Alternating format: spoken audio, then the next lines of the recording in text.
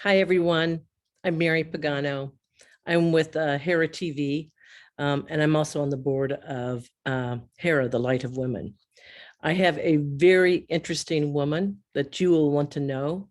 I'm gobsmacked by everything that she has accomplished and the work that she is doing. So her name is, and correct, I might mess up your last name, so sorry. Her name is Ingrid Vasiliu-Feltes, which is German and Brazilian, correct? No, Greek and German. Greek and German. Okay, I had it wrong. Actually, it's Greek heritage, but it was the Romanian version. So okay, great. And as we met, which is so funny, we live a block away from each other. That's how small this world is. But anyway, so Ingrid, she's a healthcare exec. She's a futurist and a globalist, a consultant, an executive board advisor, investor and entrepreneur, and also a speaker. Her list of accomplishments is huge, and I will also post it in the bio so you can find out more about her. Excuse me. So let's get started with the interview. One of the questions I wanted to ask you is, please share a few of your current global initiatives that are part of your role as founder and CEO of Institute SEI. Well, thank you, Mary, first of all, for inviting me. It's a great pleasure to be part of your series. I've been following you, and I appreciate the work that you're doing and how you connect us all globally. From the Institute perspective, I have the pleasure of working with colleagues around the world, which is something that is very near and dear to my heart. And we focus mostly on initiatives that revolve around adoption of emerging technologies, ESG consciousness, a lot of work around attainment of sustainable development goals, digital ethics. So all the tough, complex challenges that require all of our collaboration if we want to move the needle. So the Institute stands for Science, Entrepreneurship, and Investments. And I feel like those are three pillars that are essential if we want to change the paradigm globally. Boy, we've got a lot of work to do on that, right? So exactly. Another question I have for us, tell us about the work you do as the WBAF USA country director. Sure. So the World Business Angel Investment Forum is also a global organization, as the title states. We're in 100+ countries. And there again, I have an opportunity to work with entrepreneurs and small business owners, as well as medium business owners around the world. I have several roles there. I also teach as a faculty in the business school, but as the USA country director, I act as a senator, which means that I am supposed to bridge and connect entrepreneurs from all over the world to come to the US market and facilitate entrepreneurs in the US market to access global investments. And if they want to scale to international markets, we facilitate that as well. So our mission is aligned with, of course, we're part of G20 as an alliance, as part of the GPFI platform. So our goal is to not only promote entrepreneurship, but also ease access to finance and ensure justice in this process. So in that capacity, we also collaborate and have MOUs with several other international organizations whose vision and mission is aligned with us. And as you can imagine, there are numerous organizations that want to help entrepreneurs. Wow. So is the focus primarily on women entrepreneurs or? No, but we do have a very strong, we do focus on we're highly inclusive and care about diversity for every segment. But we have a very strong women's committee and strong emphasis, and I'm proud to report that our investment arm actually has dedicated 50% of the funds to women-owned startups, which is quite a lot compared to most other funds. Usually you see 3 to 5%, or of course the funds that are solely dedicated to women, it's 100%. But for a fund that's global, to allocate 50% is quite significant, and I'm very proud of that. Oh, yes, that's brilliant. That is so important. I mean, everybody knows that the women entrepreneurs are only getting access to 1% of the funding out there. So that's a huge step. So really appreciate the work that you're doing on that. Another question, can you share about the vision and mission of the GBA for which you serve on the board and as Chief Innovation Officer? Yes, that's a very important role as well that I care very much about. It's a not-for-profit organization that sits at the intersection of technology, because it's the Government Blockchain Association, law. So we work closely with legislators and of course with all business owners that aim to deploy emerging technologies such as ledger technologies and blockchain. So there, in my capacity as Chief Innovation Officer and board member, I work closely with our chapters around the world, and we have more than 70 chapters. It fluctuates, but usually 70 plus chapters around the world. And I think it's been a highly rewarding and frustrating experience. Rewarding because I get to work with all the amazing people around the world who come up with use cases almost every single day. You hear about a new use case, how to deploy either ledger technologies of any type or blockchain for either healthcare or life sciences or tax, aerospace, agriculture, you name it, across all industries. And the reason why I mentioned that it's also frustrating is because, of course, legislation and regulatory hurdles have continued to be quite significant. Not only do we have a highly volatile environment, almost each day you hear another country proposing either legislation that's favorable or not favorable, or tax regulation that's favorable or not. But overall, it's a very important work that we're doing globally, and we're seeing progress. I don't know if your audience wishes to learn more about it, but if you do, you can check out our website, gbaglobal.org. And we have a variety of working groups that aim to bridge all these pain points that we mentioned. So a lot of bright minds that are dedicated to solve some of these challenges that I mentioned: regulatory, guidelines, ethics, of course. I used to be chief ethics officer for them, but I couldn't manage that, and the chief innovation officer and all the other roles. But that's a very important aspect that I would like to highlight, because ethics in deploying emerging technologies, specifically blockchain and cryptocurrencies, I think are essential. Oh boy, you touched my heart on that one. So my background, I was in tech for 30 years. So at Motorola and GE and AT&T, and we invented a lot of tech that's a little bit spying, right? So one of the important things is, as we build out Hera City, we want to make sure that we're not invasive and harmful to the residents of the city. And there's a lot of smart cities that are going on, and many of them are, you know, selling your data and everything else. So although we've been doing it for a long time, I think the ethics within technology as we move forward is going to be extremely important. Absolutely, absolutely. And I spend quite a lot of my time on digital ethics, and I think it's essential that we have a proactive approach as opposed to a reactive approach. So recently I published an article about the metaverse and omniverse, because it's the same problem that I see. Everybody rushes to deploy the technology that's required, and I'm all for innovation, and I'm excited as well to do it right, though. So I think cybersecurity and ethics need to be part of everybody's interest and embedded into all these processes early, as opposed to wait till the end, which is the temptation usually. Yeah, well, it's like the revenue. Everybody wants the revenue right away, and it's not thinking through the impact and the effects, which I love this whole circular economy, you know, a plan that everybody's trying to approach. So they'll think more about the ethics and everything else, engage. And obviously security, cybersecurity is extremely important. We're threatened with it every day, aren't we? Yes. One of the questions here is, well, we've kind of answered a little bit of this, but you are a passionate digital ethics advocate. What can organizations do to preserve privacy and security of data?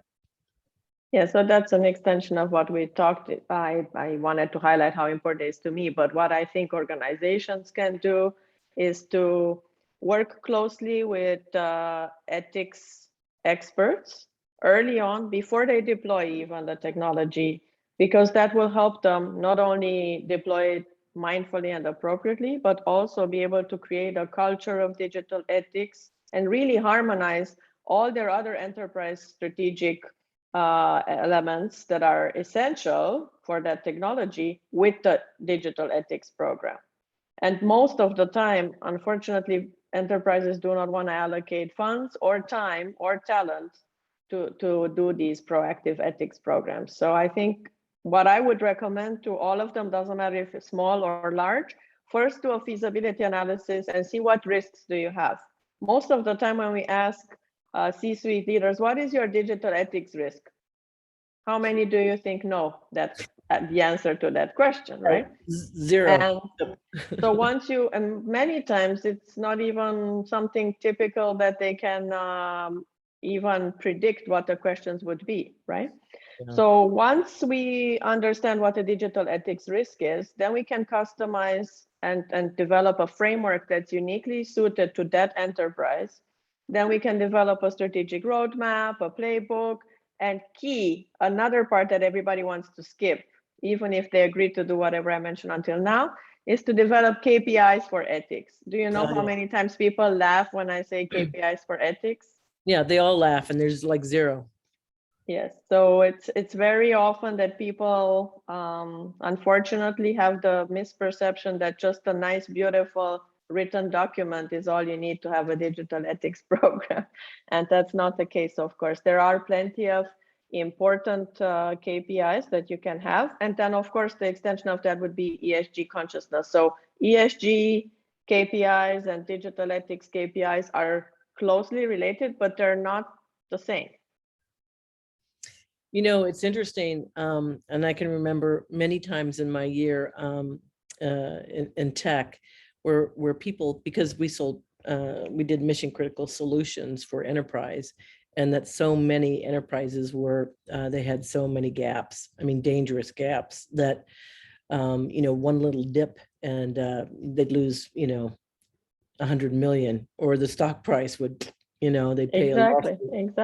And it's not until after that then they're willing to spend the money, but a lot of them won't, you know, hesitate to do it up front, and then they wait till the real damages happen. So it's good if you can get ahead of it. You're absolutely right. You know, the average size of a data breach is several 100 million lives, whatever it is, patients or customers.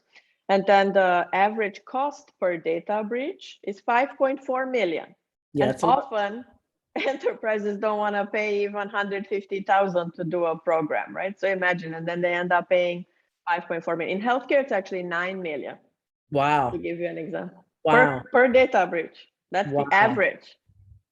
There were several times that I wanted to say I told you so, but you can't, right? So it's unfortunate. Another question for you. You dedicate yourself to digital precision and smart health. Can you describe what the latest trends are and how you are involved? Sure. So deep tech and precision health and smart health, I think, are all something that the pandemic has sadly accentuated and highlighted a little late in the game for many. There are some of us that have been talking about smart health and precision health for a long time, and about the importance of embedding deep tech into healthcare so that we can transform it, as well as embed it into our daily lives and have smart cities and smart health, which we'll talk later about. But I think the pandemic now clearly highlighted to many enterprises that you cannot ignore health, that it is part of all of our lives, and it can affect the economy, and it affects education and employment. So now I see improvement in the global sentiment that we must invest in precision health. And what that means is that we take the individual needs, the individual genetics needs, environmental needs, as well as behavioral needs into consideration when we customize treatment. For many years, as you know, perhaps healthcare has focused on best practices that work for the majority of the population, and that's good. But what we need to complement it now is to customize these treatments, because we have the technology, we have the science, we have all the tools we need in our portfolio to now add this component. So I think for the next few years, most experts seem to predict that precision health will be the future, because we're living in a consumer-centric and patient-centric society. And more with the digital economy that we're living in, people have access to information and are demanding the latest treatment and access to the latest scientific discoveries. And we had the example now with the vaccines and with the latest treatments for this pandemic, but we can talk about many other examples. This is just one that everybody is aware of. So I think definitely, I used to always want to speak about precision health at conferences, and my keynote was always Friday at 5 at that time before the pandemic, which is when everybody doesn't want to stay, right? Well, now precision health is always the first one in the morning, right? Everybody wants it at opening, if anything. So I think the reason why I said sadly is because I wish people had realized this early on, so that we can actually be ready for this pandemic or prevent a pandemic. And I hope that we can learn from this lesson and prevent future situations where we have the technology, we have the tools, and unfortunately we're not deploying them to maximize impact and help global health. Yeah, I totally agree with you. I think I read an interesting article on Bloomberg about the Great Resignation, right? And it's fascinating because COVID definitely got people to sit back and reevaluate their life and how they're living, and you know, people have been working a lot of hours, long hours, you know, even on weekends, especially with mobile technology. There's no break from it, and I think the health issue really came front and center for them, and they're starting to reevaluate that.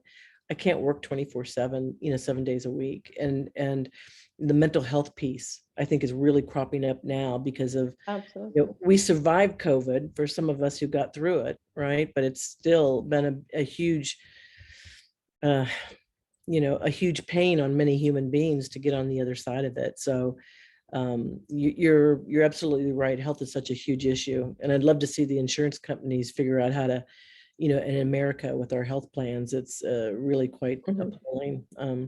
But anyway, you've got heavy work on that one, but I'm totally behind you.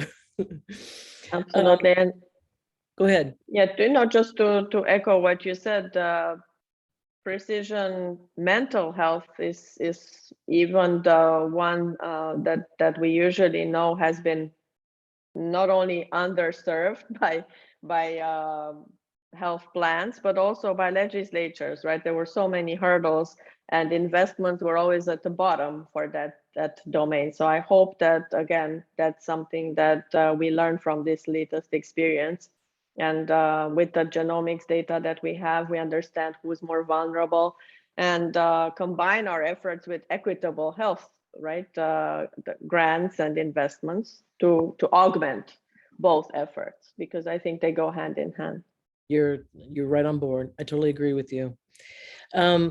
Another question. You're CEO of Softthread, a deep tech company that enhances privacy and security across all industries. Can you share what your company is doing to enable privacy for smart cities and Web 3.0? Sure. So I'm very proud to have taken on this role. As Softthread is a startup that offers a combination of blockchain, AI, and IoT to enhance safety, and that's from a cybersecurity perspective, but also privacy and confidentiality of data exchanges. And we're talking about any type of data. We are proud to be industry agnostic, so we can serve everything from healthcare, life sciences, finance industry, satellites, space, defense systems, anything that has data that needs to be private and secure. So you can imagine how many industries that is. We, as we talked just a little bit earlier on, we're also realizing that tremendous need businesses and large enterprises have to secure data for Web 3.0, because everybody's rushing, like we just talked about, deploying and being part of this trend, but they forget, again, that they must secure data as well. So as we know, data exchanges and the volume of data is expected to increase exponentially over the next decade. We already generated as a society more data than in the last 100 years combined. And it's expected to have 200 plus zettabytes of data in cloud environments over the next year. So imagine all that data is vulnerable. And if we do not have a deep tech solution that is cloud enabled, industry agnostic, we're going to continue to have data breaches. And then on top of that, I'm really proud of our achievement to also be operationally efficient, because that has been one of the major pain points. You can deploy blockchain and have a robust cybersecurity system in place and have the most sophisticated IoT enablement.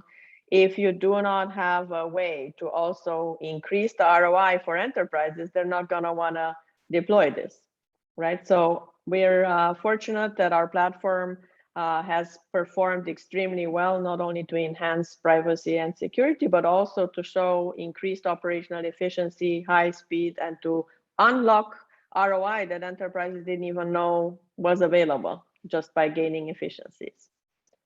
So Great. it's a great. That's awesome. So Ingrid, you know, my background is smart cities, and I was doing IoT back in the 80s with Motorola. So what you're doing there is quite, you know, impressive.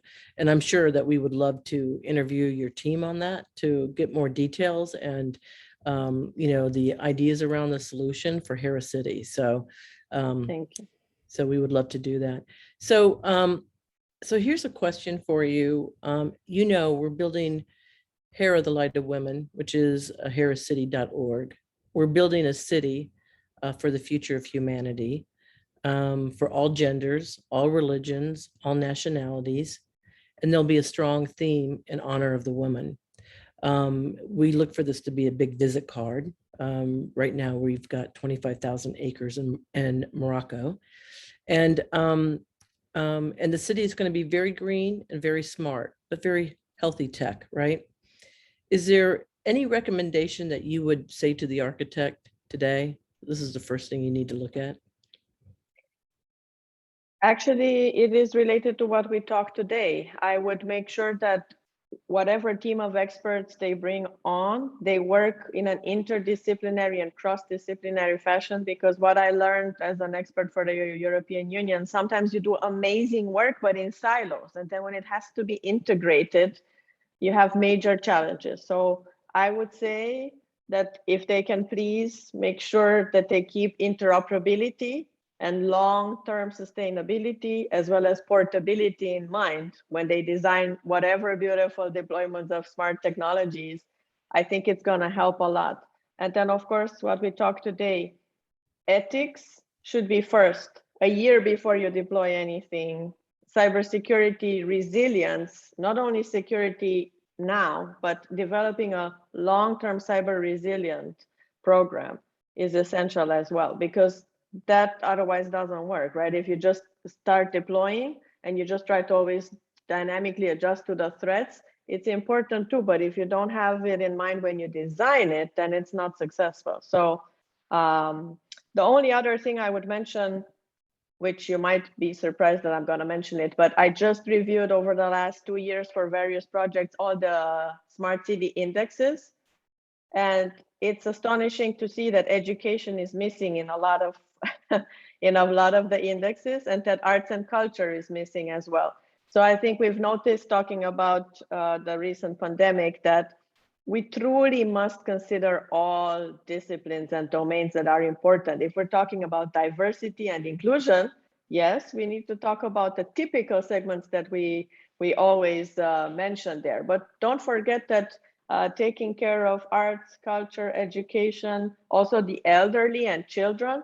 Do you know that none of the Smart Cities Index has anything that is related to elderly or children or disabled?